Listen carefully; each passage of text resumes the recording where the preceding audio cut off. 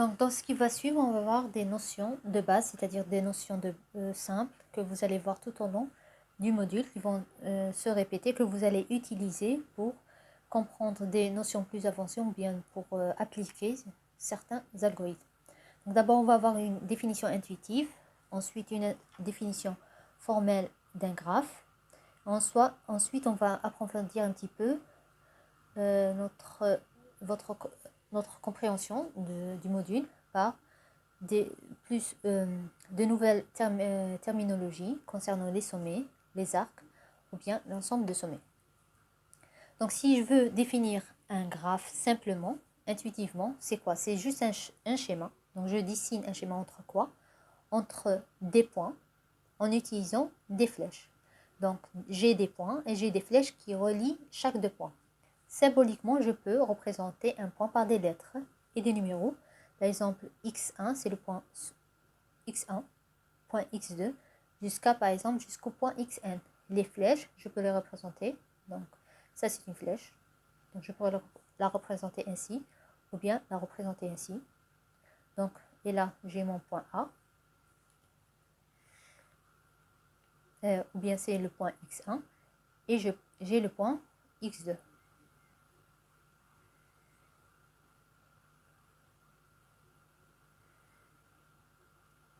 Donc ici, j'ai des points et des flèches qui relient ces points. Donc, point x1 jusqu'à xn et flèche de 1 jusqu'à m. Donc, comme vous pouvez le remarquer ici, j'ai m flèches et j'ai n points. Ça veut dire quoi? Ça veut dire qu'il n'y a pas de lien entre le nombre de sommets et le nombre de flèches. Aussi, on n'a pas spécifié le nombre de quel nombre ou bien des conditions sur n ou bien sur n. La seule condition qu'on va définir tout au long du module, c'est qu'on va supposer, la supposition qui est faite, c'est que le nombre des points est fini. C'est-à-dire qu'on a un nombre fini, on n'a pas toutes les théories sont définies ou bien toutes les méthodes et problématiques sont exprimées en prenant en considération que l'ensemble des points, les sommets d'un graphe sont leur nombre est fini.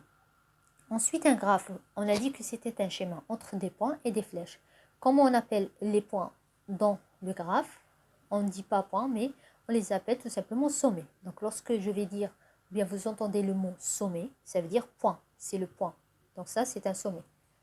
Lorsque vous entendez le mot arc, c'est la flèche qui va lier entre deux sommets, ou bien un sommet et lui-même. Donc, l'arc, c'est la flèche, ou bien qui lie les sommets, et les sommets, ce sont les points. Aussi, il y a une autre notion, c'est la notion de P-graphe. P-graphe, ça veut dire quoi? Le nombre maximum d'arcs qu'on peut retrouver entre deux sommets quelconques. C'est-à-dire, vous allez, si votre graphe, par exemple, a 3 sommets, donc vous allez essayer de chercher le nombre d'arcs qu'il y a entre chaque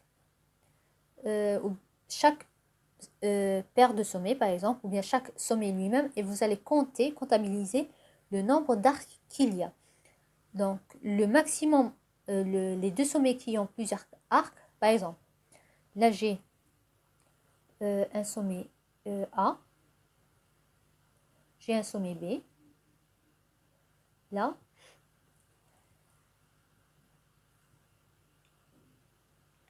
je peux avoir un arc entre A et B, mais je ne suis pas restreinte à utiliser un seul arc. Je peux avoir un autre arc entre A et B. Supposez que mon graphe a un autre sommet, un sommet C, par exemple. Parce que j'ai dit tout à l'heure, on peut les nommer x1, x2, mais on peut les nommer A, B, C. Le principal, c'est de différencier entre les sommets. C'est pour ça, lorsqu'on a utilisé la lettre X, on a ajouté des numéros pour différencier entre sommet 1, sommet 2 et sommet 3. Donc on peut dire x1, x2, x3. Ça veut dire 3 sommets différents. Ou bien on leur donne des lettres différentes comme ici. A, B, C. Donc mon graphe a 3 sommets. Ce sont les sommets A, sommet B et sommet C. On voit bien qu'entre A et B, j'ai le nombre d'arcs de A vers B est de 2. Le nombre d'arcs de A vers C, par exemple, est de 1. Le nombre de C vers A est 0. Le nombre d'arcs de B vers A est 0. Le nombre d'arcs entre C et B est 0. Donc, si je recherche le maximum d'arcs dirigés d'un sommet à un autre, c'est-à-dire le maximum d'arcs qui ont les mêmes, qui se ressemblent. Par exemple, ici, si je veux représenter cet arc, je vais dire l'arc AB. Et je peux aussi dire l'arc AB. Donc, j'ai deux arcs AB. Là, j'ai un seul arc AC. Donc, le nombre maximum d'arcs similaires, lorsqu'on va utiliser leurs lettres, leur sommet de départ et leur sommet d'arrivée, on a deux arcs similaires au maximum. Si par exemple j'avais ici 3 arcs AC, le maximum serait 3. Et là, j'appellerai mon graphe un 3 graphe. Ici, je vais l'appeler un 2 graphe. C'est-à-dire que entre deux sommets, je peux avoir deux arcs qui ont le même sommet de départ et le même sommet d'arrivée. Concernant les notations, donc généralement, un graphe, on va utiliser la lettre symbolique G. Donc c'est juste une notation. Parce que vous allez, pour dire un graphe, ce graphe, vous allez dire, je vais lui donner un nom, c'est le graphe G. Ou bien si vous avez plusieurs graphes, vous allez dire c'est le graphe G1, graphe G2, graphe G3. Ensemble des sommets. Généralement, donc, ils vont être dans un ensemble, l'ensemble des sommets de mon graphe, et qui vont être dans le sommet qu'on va nommer X. Et le sommet des arcs, généralement, on leur donne la lettre U. Donc, ce sont juste des notations pour pouvoir différencier. Donc, généralement, quand vous allez voir G, vous allez déduire c'est peut-être un graphe. Vous allez voir X, c'est peut-être un ensemble des sommets. Et U, c'est peut-être l'ensemble des arcs. Mais lorsque vous allez lire la définition, vous allez en être sûr. Par exemple, ici, on a l'ensemble des sommets, X. Il a les sommets suivants, A, B, C, D. Donc là, j'ai un graphe qui a 4 sommets. Ensuite, les arcs. Là, j'ai numéroté, j'ai donné des numéros à ces arcs. 1, 2, 3, 4, 5, 6, 7, 8. Ça veut dire j'ai 8 arcs. Le nombre de sommets est 4. Le nombre d'arcs est 8. Mais maintenant, si je veux dessiner ce graphe, donc j'ai les sommets, j'ai les arcs. Est-ce que je peux le dessiner? Normalement, non. Normalement, non, je ne peux pas le dessiner. Pourquoi? Parce que ici, je n'ai pas la définition des arcs. Par exemple, là, l'arc numéro 1, je ne sais pas quel est ce sommet de départ, quel est ce sommet d'arrivée. C'est-à-dire, il va lier quel point, l'arc 1. Il va aller de quel point à quel point. Il va aller de quel sommet à quel sommet. Je ne sais pas. Donc, pour pouvoir représenter mon graphe, ou bien pour définir complètement mon graphe, je dois savoir l'arc 1, il va correspondre à quoi? Là, pour représenter un arc complètement, je dois définir son sommet de départ et son sommet d'arrivée. Donc, on peut utiliser ces paires. Par exemple, ici, j'ai l'arc 1.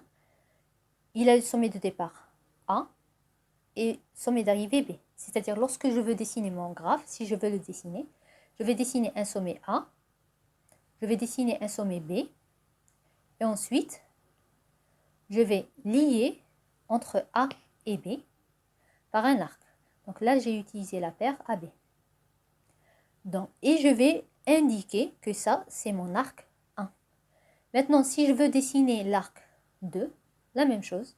Je vais aller de A à B et je vais dessiner l'arc aussi AB. La même chose, j'ai l'arc numéro 3, c'est l'arc BA. 4, c'est l'arc BC. 5, c'est CD. 6, c'est DA. 7, c'est BD. Et 8, c'est AC. On voit bien ici, j'ai deux arcs qui sont similaires, c'est-à-dire que j'ai deux arcs qui partent du même sommet et ce sont les deux seuls similaires. Donc je peux BA ici, BA, BC, CD, DA, BD, AC. Je n'ai pas d'autres, normalement, je n'ai pas d'autres arcs qui se répètent. Donc les seuls arcs qui se répètent, c'est A et j'en ai deux. C'est les arcs AB et j'en ai deux. Donc ça, c'est un 2 graphes. Là, je les ai représentés graphiquement. Donc j'ai mon graphe AB qui a le numéro 1. J'ai le numéro 2 aussi qui est AB. Le numéro 3, B1. Et le reste des numéros pour dessiner mon graphe. Maintenant, comment savoir comment dessiner? Là, j'ai dessiné AB ainsi. Le deuxième, je l'ai dessiné au-dessous et j'ai dessiné le BA au milieu. Est-ce que j'étais obligée de faire ça? Eh bien non, j'aurais pu dessiner mon arc BA de cette manière. Et ça n'aurait pas été une erreur. Pourquoi? Parce qu'il n'y a pas de restriction sur la manière de dessiner un graphe. Donc la seule restriction, c'est quoi? C'est que les liens, les arcs doivent être respectés et les directions doivent être respectées. Les sommets de ces arcs doivent être respectés. Donc, la numérotation des arcs ici, pourquoi j'ai ajouté le numéro 1, pourquoi j'ai ajouté le numéro 2? Eh bien, tout simplement pour différencier entre des arcs. Là, je ne peux pas dire l'arc AB. Si je dis l'arc AB, je peux parler de celui-là, ça peut être celui-là, comme ça peut être ce deuxième arc. Donc, ça peut être le numéro 1, comme ça peut être le numéro 2. Donc, ça peut être l'un des deux. Donc, pour désigner précisément l'arc auquel je fais allusion, bien auquel que j'indique. Donc, tout simplement, je vais indiquer le numéro correspondant. Ici, j'ai l'arc numéro 1 et ici, j'ai l'arc numéro 2. C'est pour ça que la numérotation est nécessaire. Comme je l'ai dit tout à l'heure, donc la manière de dessiner le graphe n'est pas importante. Il faut juste respecter les arcs, les liens entre les sommets. La position aussi des sommets n'est pas importante. Donc, ni la forme des arcs, comment dessiner vos arcs, leur forme, et le positionnement des sommets. C'est-à-dire, là, j'ai dessiné A à gauche et B à droite. J'aurais pu dessiner A à droite et B à gauche. Donc, et là, ça n'aurait pas aussi été une erreur. Le plus important, c'est que je dessine deux arcs de A à B et je dessine un arc de B à A. Là, si je change la direction des arcs, là, j'aurai une erreur. Donc, la seule chose à respecter, c'est les arcs, le nombre de sommets, le nombre d'arcs, la numérotation des arcs, bien sûr, l'orientation des arcs et les liens, et la définition des arcs, c'est-à-dire leur sommet de départ et d'arrivée. Et à la fin, comme je l'ai indiqué, là, on a deux graphes, parce que le nombre maximum d'arcs qui se répètent entre deux sommets, ici, on a 2. Même s'ils ont deux numérotations différentes, mais ils ont les mêmes sommets de départ et d'arrivée. Ici, maintenant, on va voir une définition plus formelle. Donc, on peut dire, tout simplement, tout à l'heure, on avait dit pour la définition intuitive, c'est juste un schéma qu'on peut dessiner ou bien représenter par des points et des flèches entre ces points. Là, plus formellement, on va dire qu'un graphe, on le symbolise par G, est égal à la paire, ou bien le couple X, U, donc qui est, et le couple constitué de quoi? Donc X, c'est quoi? C'est l'ensemble des sommets. Là, je les ai représentés de X1 à Xn, et de la famille U, de U1 jusqu'à UM, tel que UI appartient à X multiplié à X par X. Ça veut dire quoi? Ça veut dire que UI, c'est quoi? C'est juste des paires. On va pas entrer dans les détails des définitions mathématiques, mais on va dire que UI, c'est une paire qui est constituée de quoi? Donc, la première valeur de la paire est une valeur de l'ensemble X, par exemple X1, et la deuxième valeur, c'est la multiplication entre X par X, tout simplement. Donc, comment on présentait la multiplication des ensembles? Donc, comme on avait dit dans l'introduction, donc les origines, donc une partie des origines des graphes, c'est partie des théories des ensembles. Donc, on voit bien ici la constitution des arcs, elle est représentée symboliquement par une multiplication de deux ensembles. Mais ici, dans le cas présent, les deux ensembles, en fait, c'est un seul ensemble, c'est l'ensemble des sommets. Donc, c'est juste la représentation symbolique. On ne va pas dire que c'est une paire, on va dire que UI est formé par la multiplication du sommet X par lui-même. Ça veut dire quoi? C'est l'ensemble de paires constituées par des valeurs de cet ensemble. Tout simplement, oui, des valeurs de cet ensemble. Là, ici, elle est définie. Donc, x multiplié par x, c'est quoi? C'est l'ensemble des paires x, y, tel que x appartient à x et y appartient à x. Si j'avais deux ensembles différents, j'aurais dit x appartient au premier ensemble et y appartenait au deuxième ensemble. Mais ici, l'ensemble des sommets, les arcs sont composés entre l'ensemble des sommets du graphe. Ensuite, un élément XY peut apparaître plusieurs fois dans U, comme on l'a vu tout à l'heure ici. Un élément XY, c'est quoi? C'est un arc. Donc, par exemple, AB, là, il est apparu combien? Il est apparu 2 fois dans le graphe. Donc, ici, un élément, donc un arc, tout simplement. Donc, un arc, je peux avoir plusieurs arcs qui ont les mêmes sommets de départ, les mêmes sommets d'arrivée. Donc, c'est ça, c'est la définition de cette phrase. La dernière, un élément x, y de multiplication de x par x ne peut apparaître plus de p fois dans un p graphe. Si je dis que j'ai un 3 graphes, par exemple, donc je ne peux pas avoir, donc je suis sûre que le nombre d'arcs semblables ne peut pas être plus de 3. Tout à l'heure, j'avais dit que ça, c'est un 2 graphes. Donc, je ne peux pas avoir, par exemple, 3 graphes entre ces 3 arcs entre C et D. Au maximum, 3 mêmes arcs. C'est-à-dire, je ne peux pas avoir CD, CD, CD 3 fois. Donc, au maximum, je peux avoir que 2 CD. Pourquoi? Parce que j'ai dit que ça, c'était un 2 graphes. Tout simplement. Maintenant, ici, il y a une autre notion liée au graphe. Lorsqu'on dit un ordre de graphe, donc tout à l'heure, on avait dit un P graphe, c'était quoi? Là, c'est une autre notion, l'ordre de graphe. Lorsqu'on dit l'ordre de graphe de G, par exemple, ici, est 6, ça veut dire quoi? Ça veut dire que mon graphe a tout simplement 6 sommets. Formellement, comment on le définit? Je dis simplement, c'est le cardinal de l'ensemble des sommets. C'est le cardinal de X. Ça veut dire quoi? Le nombre d'éléments de X. Puisque X, c'est l'ensemble des sommets, donc c'est le nombre de sommets de X. Autre terminologie liée au sommet, on a, donc j'ai parlé de sommet de départ, sommet d'arrivée. On parle, formellement, on va dire extrémité initiale et extrémité finale.